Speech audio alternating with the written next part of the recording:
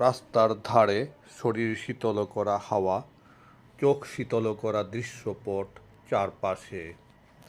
সাভারদিয়া থেকে গন্ডারদিয়া রাস্তাটি সবসময়ই সুন্দর।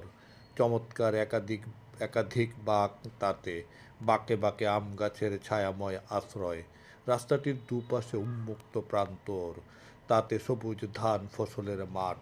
বুনন পর্যায়ে চলছে এখন। প্রচণ্ড রৌদ্রতাপ কদিন ধরে।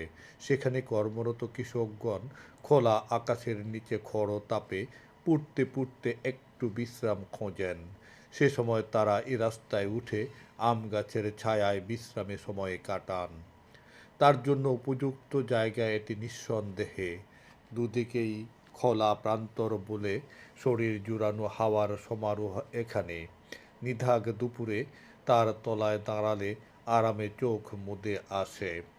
এক কৃষক মাঠের জমিনে সার প্রয়োগ করতে গিয়ে রোদে পুড়ে এর আমতলার ছায়ায় বসেছেন। নিদ্রালু চোখ তার বুজে আসছে যেন দক্ষিণে হাওয়ায়। রাস্তাটির দুধারে সবুজ ধানি জমি চোখ শীতল করে। সে সবুজের বুকে মাঝে মধ্যে সাদা বকের আনাগোনা স্থানটির সৌন্দর্য আকর্ষণ বহুগুণ বৃদ্ধি করে।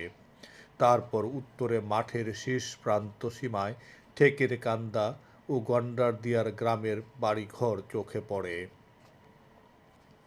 দক্ষিণের মাঠ প্রান্তর শেষে সাভারদিয়া ও বালিপুরা গ্রামের প্রান্ত সীমা।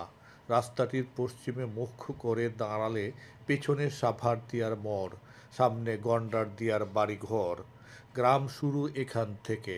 রাস্তাটির চোখ জোড়ানো মন মাতানো সৌন্দর্য চিরকাল। রাস্তার দুধারে তাল খেজুর আম গাছের সমারোহ, তার শাখায় বাতাসের দোল সারাক্ষণ। খুব তো দূরে নয়, আসুন না ঘুরে। নাগরিক কলকোলাহল থেকে দূরে একটু শান্ত স্নিগ্ধ প্রাকৃতিক পরিবেশে কাটুক না কিছু সময়।